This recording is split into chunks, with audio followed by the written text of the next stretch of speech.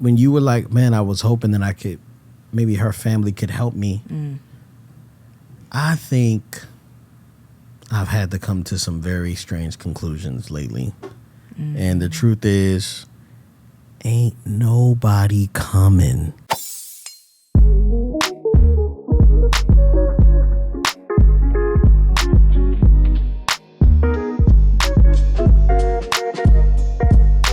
Hello, my name is Mrs. Melanin. And I'm Belief Mel. And we're here with episode 250 of How Married Are You? Okay, my name Belief is Yvette. We married 14 years. Live in California. We got four kids. Relationships scary. It's very necessary. Share our love, our struggles. We ask how married are you? Every Tuesday and Thursday, shawty. If you're listening, you're in a wedding party. It's okay if you want to put your hands up. You got the questions, we got the answers. It's chocolate baby story time. Chocolate baby story time. It's chocolate baby story time. 1, 2, 3, and I know. Chocolate baby. I'm gonna get it. I'm gonna find it. All right, welcome back. Chocolate baby story time. Okay, another thing that was crazy. We had spent a sufficient amount of time in Florida. It was a surprise. We went to the Edmonton Oilers game 3 against the Carolina Panthers, which they lost terribly. It was a terrible game. In the belly of the beast against, with all those white folk. We were outnumbered in blackness, and we were outnumbered in being fans. Oilers fans. Yeah, it's crazy. Panthers fans. Anyway, by the Panthers fans. Anyway, we are leaving. We're in the airport. We get home, and all of a sudden, Theo just starts pouting when we're in the car, and I'm like, "What's wrong?" He's like, "I just don't want our thing to be over. I wanted to do so much more in Florida." And I just looked at him and I was like, man, these kids are just as ungrateful as it gets. They don't care that it was a surprise for us to get there or how much it was. Nothing. He was like, I wanted to go miniature golfing. And I'm like, sometimes as parents, man, you're not doing a bad job. You just have kids that, they just want more. And it's okay for them to want more, and it's okay for them to have less. Because that's where I'm standing. I was like, bro, no, that's not happening. It's crazy. I was like, hey, what's wrong? And you could tell he didn't want to say anything, but I was like, no, what's wrong? Because what I wasn't saying was like, I really want to know what's wrong with you because I want to help. I was saying, I dare you to be ungrateful. That's what I was saying. I dare you to tell me something. Tell me something I don't like. You do sometimes be feeling. Oh, am I muted? No, you good. You do sometimes seem like you're picking a fight. Not picking a fight, but picking like let me roast you real quick. Oh yeah. Situation with these children, these poor kids.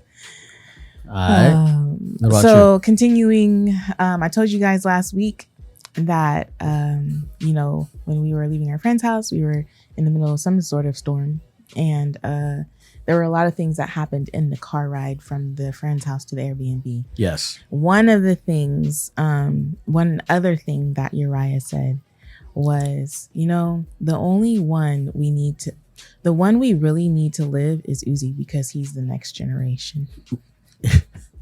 Yes. Which was so funny to me because it's like, y'all are the same generation. What are you talking about? He's already ready to risk his life. But he's like, you know what? If Uzi makes it, then we've all made it. The family can live on. Yeah, that was crazy. Oh my gosh. Should I just finish all the things that happened? Are you going to talk about the hand holding? Yes. So cute. So at one point, Anaya and Uzi were sitting in the third row of the car. And Anaya said, Uzi's tears are pouring out like the rain. Which was so sad because he was so scared or whatever. It was scary. And then she was like, can I change seats? And then Glenn asked, with who? And she said, no, just to scoot over to comfort Uzi. And so then she scooted over to comfort Uzi. And eventually we didn't hear anything from them. So I was like, let me go back there and check on them. I went back to check on them. Uzi's head was on Anaya's shoulder. Anaya's head was, I think it was on his head.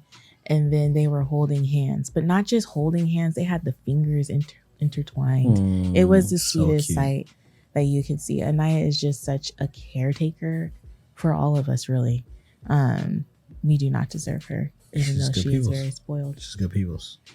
But yeah, maybe we'll insert. I did take a picture, so maybe we can send a picture so it could be shown, or maybe we don't want to do that. No, we don't. Yeah, man. Welcome back, yo. We are 250 episodes in. 250. That's pretty good. That's 250 hours, essentially, that you've been listening to our voice. So if you've been rocking with us this long, thank you. Yeah, let us know if you've seen all 250 episodes. That would be wild. That would be wild. Yeah. Just to let you know, we are going to go a little bit further after this conversation and tack on a little bit for our Patreon supporters who have been giving for years. Even when we weren't posting anything. So we thank you so much for being a part of the wedding party, bridesmaid, groomsmen. I think that's what they should be called, kind of. But I just want to let you know we are so much closer to figuring out a system for our mentorship program. We are very close. It will be a monthly fee. But you get a lot of access to us. Mm-hmm. So I'm pretty pumped. Jason is working out the what is it called? Logistics. Yes. All right. And also, if you want to support this channel, because we barely make any money off of this thing, make sure you go to the premarital advance. Make sure you get the premarital advantage on our website, howmarriedareyoupodcast.com, where you can be walked through the relationship you're in, like by a mentor couple. Mentor couples are really important, right? You have a coach in the gym. You have a coach for nutrition. You have people that you follow for social media. You have a boss. You may have a manager. You have someone who's helping you mentor through life or different things you're interested in. But you don't have nobody to help you with the relationship, which is one of the hardest things to maintain. So think about having someone to come in as a referee, someone to just come along and say, hey, you're not tripping. This is actually pretty accurate. You might want to look into this a little bit more. And it's not that their life is perfect or they're not going through anything, but it's just that they're a little bit further along than you. And they care about your success. And they also are willing to share some deep personal secrets that you may not know yet. So, what you looking for? Post-it note. Well, I got post-it notes down here. That's not what I do. That's what the whiteboard's for. I have a whiteboard table here. We can write anything on here. All right. Okay. Wait a minute. I wanted to ask you something.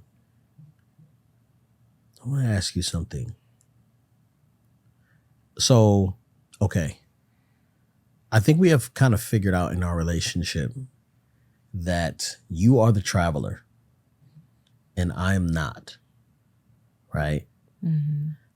And I'm okay with allowing you to travel. Are you? And me stay home. Are you? Do I seem like I'm not? I tried to go to Bali and you said no. Yeah. That's so interesting. Yvette just randomly was like, yeah. It wasn't random. It was so random. Was it random? Yeah. In your opinion? Let me tell you something, guys. If you want to know if the average consumer will take your product, pitch it to Yvette. Yvette meant somebody was like, hey, we're doing a retreat in Bali. And I was like, what? And she was like, yeah, babe, such and such is going to Bali. I want to go. And I was like, what? And she was like, yeah, it's a retreat. And da-da-da-da. And when was it again? July.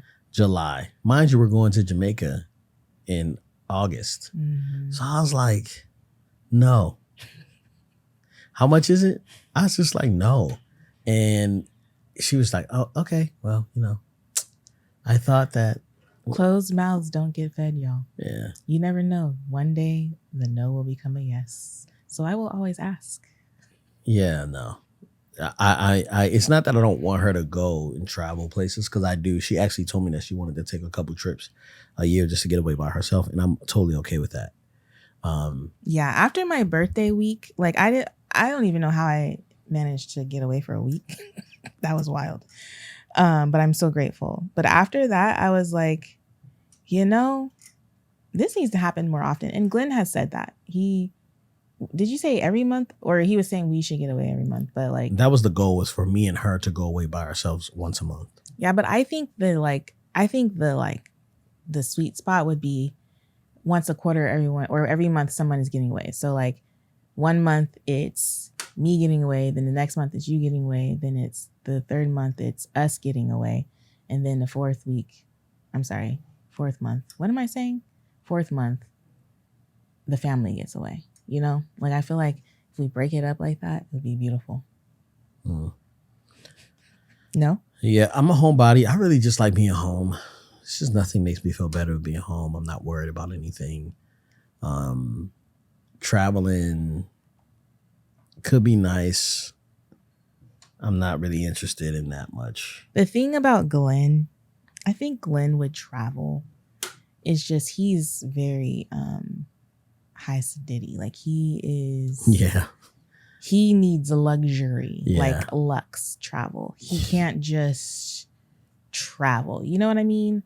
So I don't think it's so much about traveling per se. It's about how. It's about how you travel. Yeah, because And then if you're traveling with children, you know, yeah, I don't know if that makes a difference. That's not a true. Our children are good travelers, though. Yeah, they are good travel, but it's no way that like vacationing with children is like a real vacation for me, anyway. You know, just even with the food allergies alone, and thinking about everything you got to bring, and then wondering if I'm gonna have to spend how many nights I'm gonna have to spend in a hospital. I'm not interested in that. Now, if we like, I'll be like, I ain't going nowhere. And if someone's like, oh, you know, we got first class tickets to this. Oh, where? Sign me up. And then what resort am I staying at? Yeah. Because I want to be in a resort. I don't want to be in no, what do they call it? Hostels. Who stays in a hostel? Not us. We stayed in a hostel before. Which hostel did we stay in? Via de Guadalupe. They said it was a hotel. That joint was a hostel. That was a different kind of trip. That was a hostel. Funny. I'm good.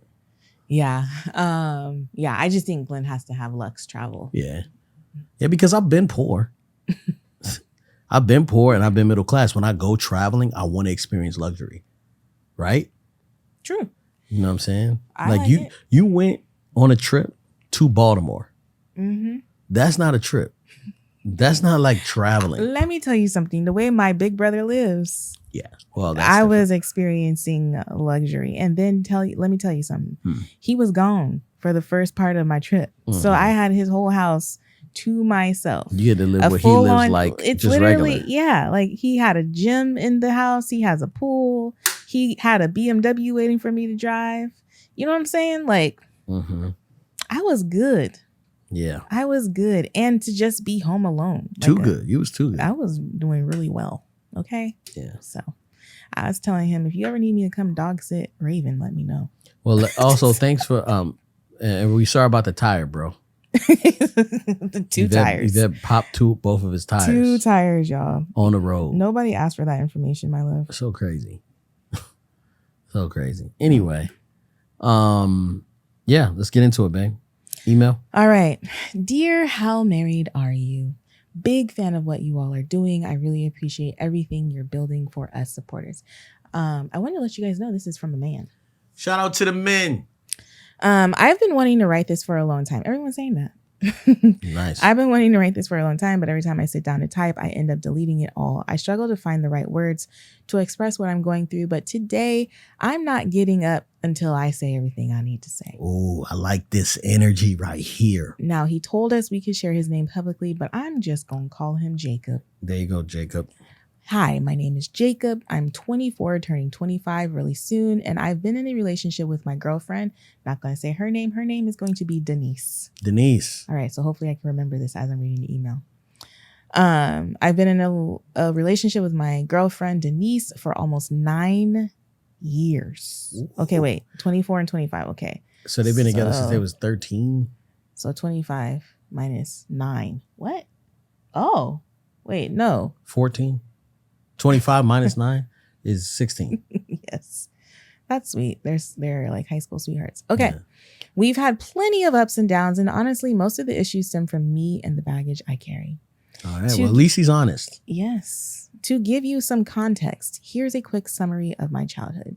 My parents divorced when I was young, and for a long time, I blamed myself. Most of my favorite relatives moved to Florida when I was 10. Goodness gracious. This Florida is like a horror freaking film.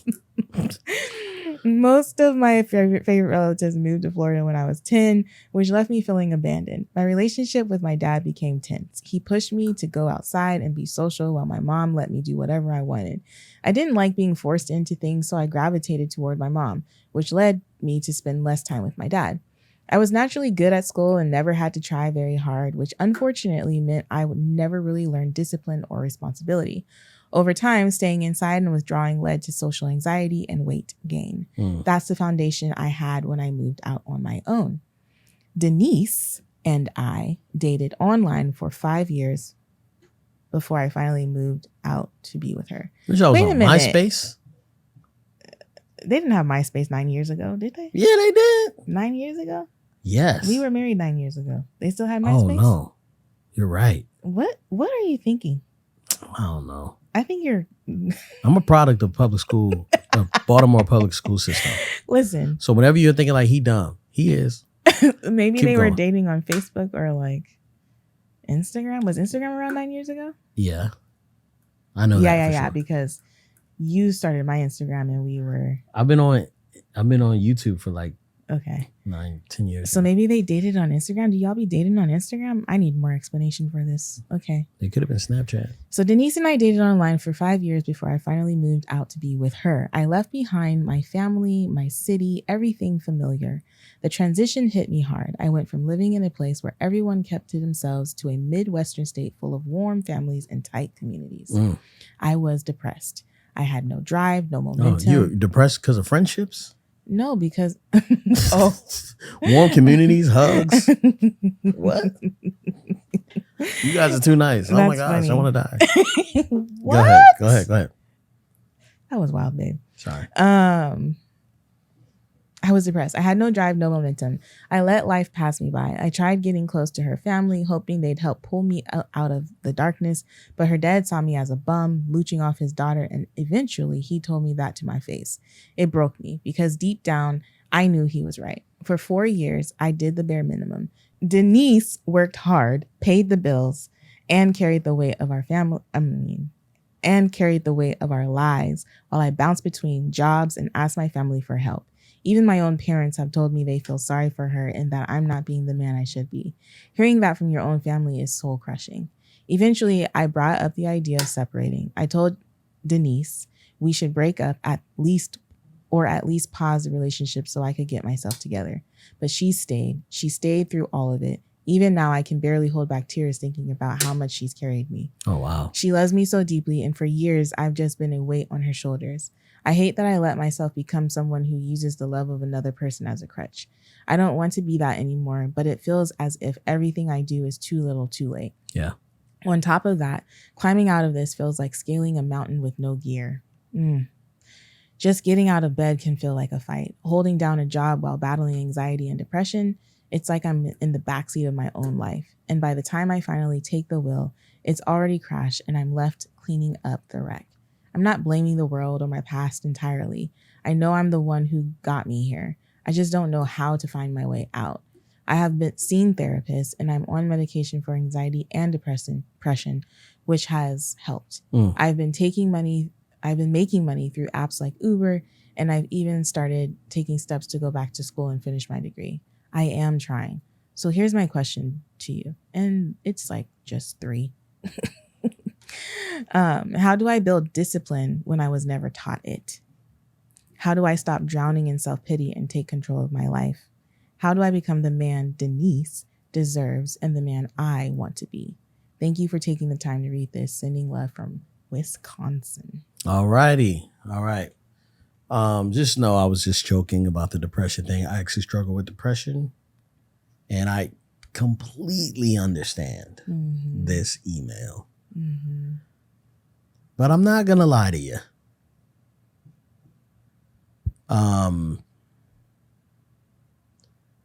This is a solo mission. This is not a, you know, when you were like, man, I was hoping that I could, maybe her family could help me. I think I've had to come to some very strange conclusions lately. And the truth is, ain't nobody coming. I knew he was going to say that. Man, there ain't one person coming. And the truth is, that's a good thing. Because they may not be coming with things to geared to help you scale. They might be coming with things to hold you down. You know what I mean? There's so much here. So brief announcement. I have a book coming out, and I'm just going to announce it right now. Hey, November 4th. I have a book coming out called Father Yourself First. And essentially, we all want to be good fathers. We all want to help our children out through this similar period in life. And hopefully they don't go through the same things we are going through. But there is someone that also needs to be fathered with that same love and care, care for well, and that is you, right? You have to father yourself first before you try to father all these children and be the man that Denise deserves. You got to be the man that you deserve, right? I understand. One thing that helps when you're in depression, and this is just a rule of thumb that I use, is going out and serving other people, finding ways to be valuable and encouraging other people. Those things make you feel more alive, right? If you're ever feeling depressed, jump into service. It is a great way to remind yourself that you're valuable. I don't do well with just standing in my head, but really as a man, you're really on an island by yourself. And it's so hard when you have a woman that really believes in you and trusts you and like wants to see you do better in life, but you don't believe it yourself. That is so hard for you to get over. But you are literally like, you have to put in the things into place in order to make the movements you want to make. And I'm not sure that, you know, you're in the right space to do that. Like, I'm not sure if living in that state, not in that state, but just in close proximity to these people, right? Because people, they don't know how to, like, they're looking out for the best interest of their daughter, right? And your parents are like, you know, just echo chambers of your own thoughts, right? If you say, hey, my parents divorced at a young age, right? And I was young and I felt like I was responsible for that. Something had to happen to make you feel that way. Like, I'm not saying that that's true, but there could have been something that was said just passing by or something you experienced that was kind of like, dang, man, like, you know, he is a little bit too much and it's hard to deal with him and deal with, you know, my wife or whatever. Like this, I'm just want to leave or whatever. Like, I don't know why people do that or what was said, but there's something that was said that you believe. And the fact that your parents or your family could also whisper something so negative is to say, yeah, like you're wasting her time. You know what I'm saying? Or whatever it was, whatever the negative thing they said, it was like you're holding her back or whatever. Like that's a rough place to be in. But I just don't want, I want you to understand how important it is for you to like hope for something more. But unfortunately, you're going to have to take a risk. And I don't know what that is. I don't know what's in your hand for you to risk. The one question was, how do I build discipline when I have never been taught it? What you think, babe? For me, I feel like one of the things that helps me gain momentum in certain spaces when I'm not is like being consistent at one thing. So just choosing one thing that I'm going to work at. So if, for me, for example, if I'm not feeling great in my body and I'm feeling kind of low or depressed, a lot of times the first thing I'll do is be like, okay, I'm going to commit to like taking a walk and being outside every day or X amount of days a week, you know? And so I will do that to kind of like get that vitamin D, which I think is a powerful source of like some sort of boost. And then just to also move my body. And then eventually that turns into something else, you know, that like grows. And then once I can start that routine, and usually I try to do things in the morning, like start from the morning to kind of step it up from there. Then I will do other things. So recently I decided that I was going to do 75 soft. This has nothing to do with like being depressed or anything like that, but does have a lot to do with the fact that we are about to head to Jamaica and I don't want to be out there not feeling good in my skin. So before I started the 75 soft, I had to start doing something else. So I started working out at Burn Boot Camp again, which helped me, you know, kind of just like get into a groove again. And so anywho, I started working out there again. Then when I officially started 75 soft, at least 6 days a week, I had something that kind of kept me doing that 45-minute workout a day that's required. And so, and then that leads to other things. And then I think too, just having grace, because when we did spend the last couple of weeks traveling, I fell off a little bit on my eating, a lot of it on my eating. But having the grace to like, just kind of pick myself up again. But the thing is, I don't have that layered, like that layer of anxiety and depression. You know what I mean? Like, I do believe that I deal with those things on a scale, but it's not like a clinical diagnosis. And what I've come to understand is that that is different for other people, because I've been in relationship with people who do deal with that. And I'm kind of like, you know, just get over it, or like, yeah, just come outside, or, you know what I mean? And so I understand, because I understand to a certain extent, because I don't think I will ever fully understand, but I have been in a place where it's been like, I ain't got it to give, and I'm not going to. I'm not even going to try. Like, I'm just whatever. So I'll be in bed and I'll tell the kids, you got to fend for yourself, or whatever the case may be. But yeah, for me, I just feel like when I do get into low points in life, I just have to start with one thing to create a rhythm or a system that helps propel me into more, if that makes sense. But I'm saying that, but I feel ignorant saying it, because I know it's more than that for you. Man, I was sitting here spending a lot of time with my dad recently. And I'm gonna be honest with you, for the majority of my life, I've been like, man, I wish my dad was here. I wish my dad was here. Now, I spent summers with my father, school year with my mom, and then for like middle school, I lived in California with my dad. But on a day-to-day basis in Baltimore, Maryland, growing up, I'm like, man, I wish my dad was here to teach me how to get through these tough situations. And I definitely think he could have. Back then. It would have been more valuable to have him there to help me focus on mindset, discipline. But as I'm spending more time with my father now, I'm realizing that he ain't got it. Not to say he doesn't have discipline, you know what I'm saying? But some of the things that I wish I knew, he's also confused about. You know what I'm saying? Sorry.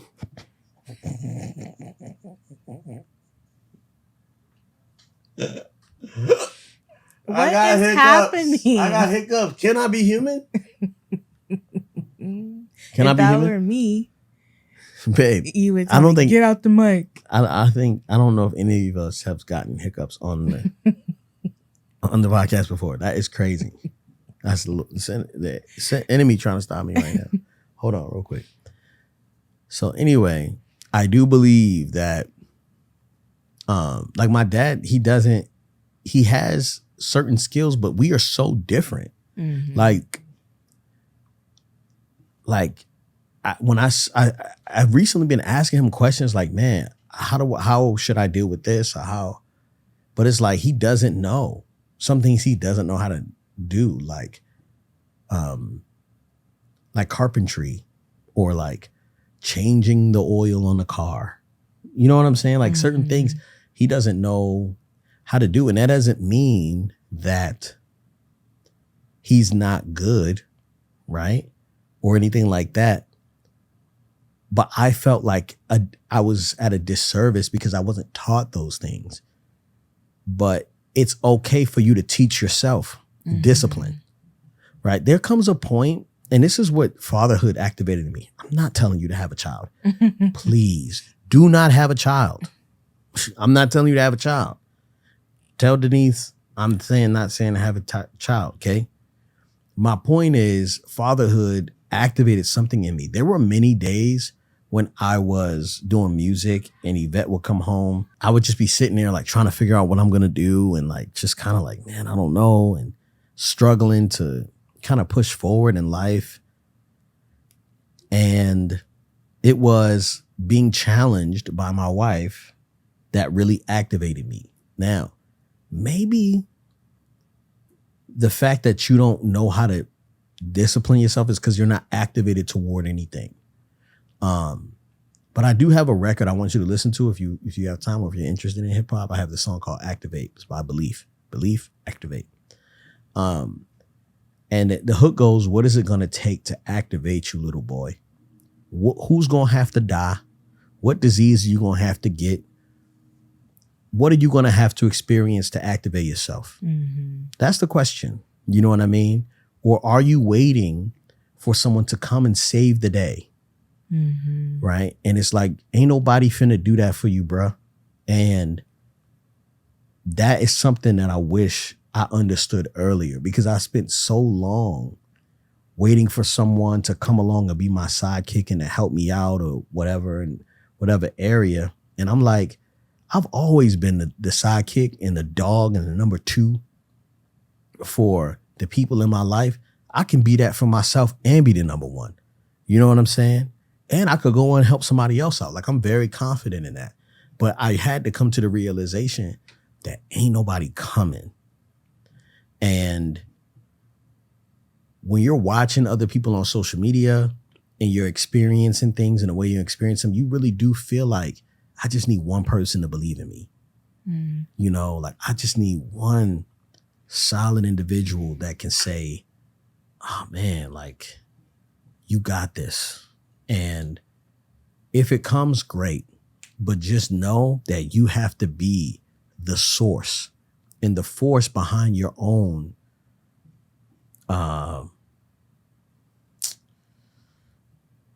what I want to say.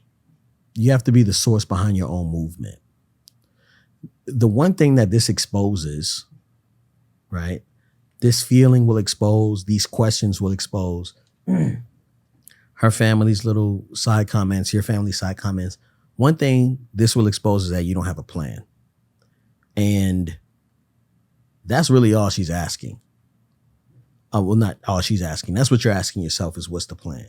How do I stop drowning myself in self-pity and to take control of my life? How do I become the man Denise deserves and the man I want to be? You don't have a plan, man. Let's just say it. You do not have a plan. And your life deserves that. Okay? I'm not telling you to think of something like, man, what is my perfect career? What's my dream job? Like, you just need to have a plan for tomorrow and the day after. Like you said, oh man, I'm trying. Trying is different from like executing a plan. And I think that is the next step I would take. One thing that changed my life was when Yvette asked me the question that, changed everything for me, which was, what's your 5-year plan? And I could said, I don't know. Whatever God has for us, I'm not sure. And she goes, I trust you with my family and my future. And you don't got 5 years planned out. And that one question was so telling because no one gets in a car and drives aimlessly. You're going to bang this left. You're going to hit a U-turn here. You're going to go this way and you're going to head north on the I-5 or whatever, you know what I'm saying? Or Wisconsin, or whatever you're at. So you know where you're going. When you get into a car, you know where you're going. But in life, you also have to know where you're going. So whether it's like, oh, I want to go to school, not just to please Denise, not just to make her excited about and make her, because I've been in a relationship like that where I felt like I had to have the perception of doing something in life so that I could stay in proximity to the person that I was with. This was like right after high school. And I was in a relationship with somebody. And I was like, you know, and even when I met Yvette's family, they were like, well, are you in school? Or like, what are you doing? You know what I'm saying? I'm like, nah, I do music. And they're like, oh, okay. You know, and that wasn't good enough back then. And I think it was okay. I was doing something, but it wasn't where I wanted to land. And I didn't know where I wanted to land, but I was kind of focused on moving toward a certain thing. And I think that's what you need. You need your own plan for your own life, for your own lady. That's what it is. You know, we can't sit up here and say, oh, I need to be more disciplined. Disciplined to do what? Right? If you want to be faster, that means you got to run hills. That means you're going to have to do a lot of squats. You're going to have to probably do a lot of lower body exercises. You know what I'm saying? Might have to run in water. You might have to, you know, Stairmaster it up. You know what I mean? If you want to get stronger, you're going to have to put reps in a different way, right? If you want to get, you want to hold your breath longer, you got to work on breath work, right? What is the goal here? Mm-hmm. Or are you just trying to survive? And if you're just trying to survive, bro, why would anybody come and save you to do that? Mm-hmm. Like survival is something that anybody can do. The unhoused are surviving. You know what I'm saying? Mm-hmm. And that's no knock to the people who are unhoused, but I'm just saying that it has to be a purpose, man. You have to think about, what do I want my life to look like? I want me and Denise to be able to go to, you know, Puerto Vallarta or freaking, I don't know, go somewhere, you know, once a year and do that trip for 2 weeks. Or I want to be able to go to Mars. I don't know, whatever it is. I just be talking.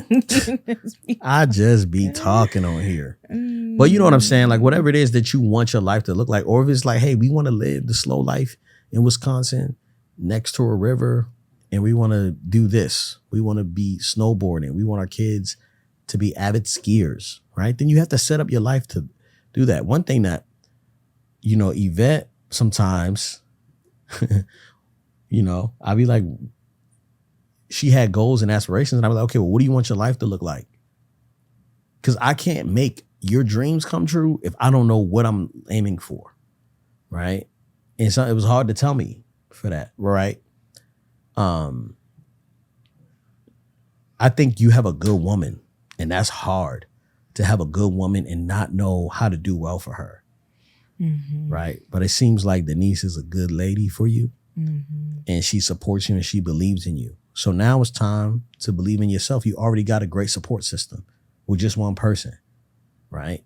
And I'm not saying that Denise is coming to save you, but I am saying that you have enough, right? And your parents aren't going to get it. Her parents aren't going to get it. You're just not going to get it. That's just how it go. What do you think about him spending time with Denise and kind of expressing some things like them developing a plan together? Or do you think he has to create the plan on his own and then maybe share it with Denise in order for her to hold him accountable? Or do you even think Denise needs to have that responsibility of his accountability? No, I don't think so. Mm-hmm. I think she can be privy to the plan because she has to make a decision whether she wants to do that or not. But it doesn't seem like any pressure is coming from her. It seems like it's coming from himself and his parents and her family, right? Nobody wants, man. It's so hard to look at a man who's just sitting there. It's really hard. You know what I'm saying? I had somebody reach out to me and they were like, yo, I need help. Trying to start my social media stuff. I need help. I went to their page and they ain't had nothing posted. And I was like, you need my help to start? I can't do that for you. You know what I'm saying? I can't tell you what to do in order to start. You got to do that. I can help you mold what you've already started, but I can't get you over the hurdle to press upload. That's not my responsibility. Mm-hmm. You know what I'm saying? So I think your plan, is okay. But I think if you start to say, hey, should Denise know? I think he's going to be asking Denise for approval. Hey, is this okay? Mm-hmm. And I don't know if that's appropriate for what he's doing, because if he then goes to her and say, hey, is this okay? If it doesn't work out, it's going to be Denise's fault. Mm-hmm.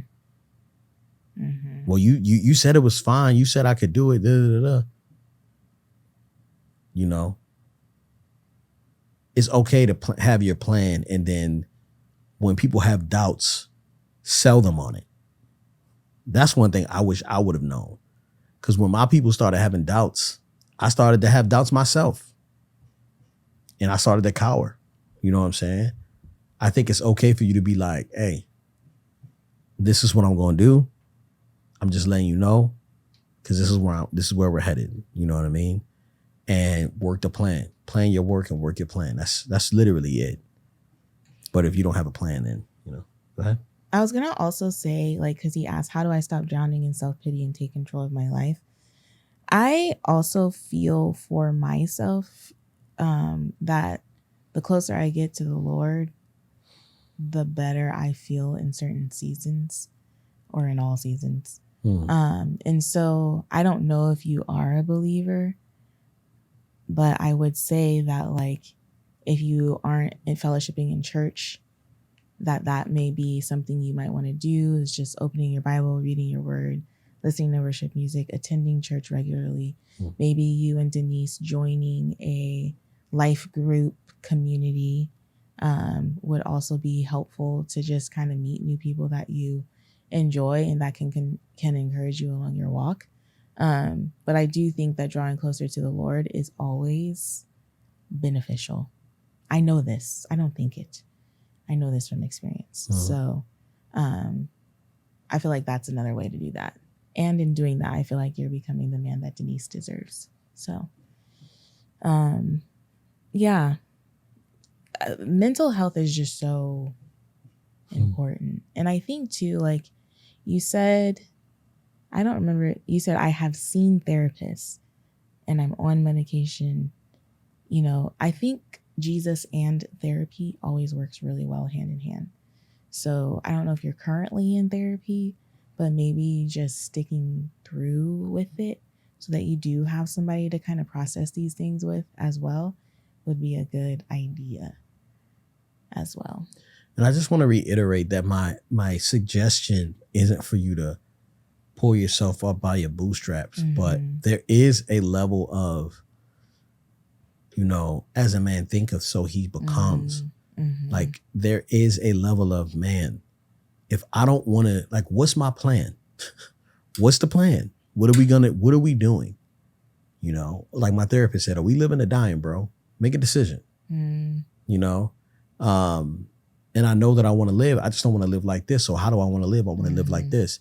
This is what I'm going to do, and you live right now, you're in an echo chamber. And I feel this because my inner voice is so bad. And this is really what my book is about, is trying to reframe your inner voice to be more kind to yourself and be the father you deserve, right? You deserve a father that is going to encourage you, and you have to be that for yourself. And no matter your age is 25, 19, 12, you're going to have to speak to yourself like you would speak to your child. I realized that I was so gentle. It's so much easier for me to be calm and patient with my children, but it's not easy for me to do that for myself. Why can't I speak to myself with that loving tone that I do with my sons and my daughter? I deserve it too.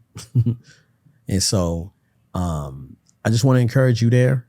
I think that you're in a good space for change.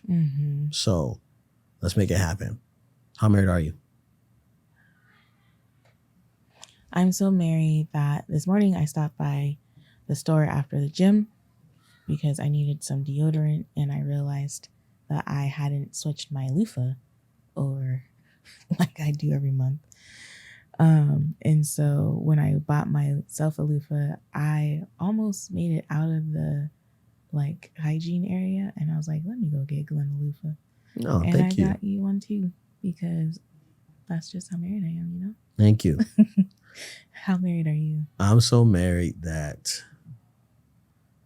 I just let it slide that you almost left the Airbnb without finding your wedding ring.